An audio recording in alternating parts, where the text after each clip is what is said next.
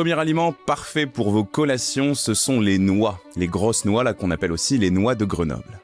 Les noix, elles sont intéressantes parce qu'elles vont rassembler 3 choses parfaites pour manger équilibré. Premièrement, des fibres, ensuite des oméga 3 et puis du magnésium. Les fibres, elles nous intéressent ici parce que elles vont permettre d'allonger la durée pendant laquelle vous allez être rassasié pendant un repas. En plus, elles contiennent pas de calories, donc vous n'allez pas avoir un repas spécialement plus riche, mais vous allez tout simplement tenir beaucoup plus facilement jusqu'au repas d'après. Je vous le répète très souvent, un repas sans fibres est un repas qui est forcément déséquilibré.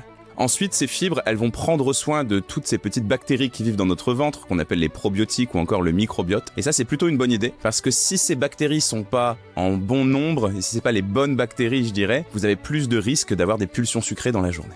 Deuxièmement, les oméga 3.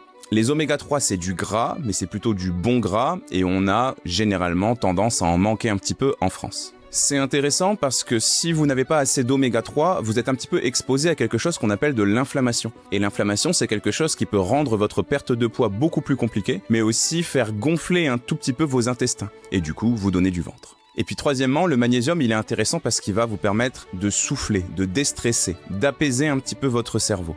Et ça, c'est plutôt une bonne idée parce que vous avez moins de risques d'avoir des pulsions sucrées, encore une fois. Et puis le magnésium vous permet aussi de faire des nuits plus réparatrices, de mieux dormir. En termes de quantité, je vous dirais qu'une petite poignée d'environ 15 grammes suffit à la collation. Par contre, attention à ne pas manger que des noix. Si vous avez très faim à la fin de votre journée et que vous mettez la main dans le bocal à noix, vous n'allez pas réussir à vous arrêter. Et vous allez facilement manger 10, 20, 30, 40 noix peut-être. Et même si c'est du bon gras, trop de bon gras, ça fait quand même trop de gras. Donc attention à ça, ne mangez pas les noix seules.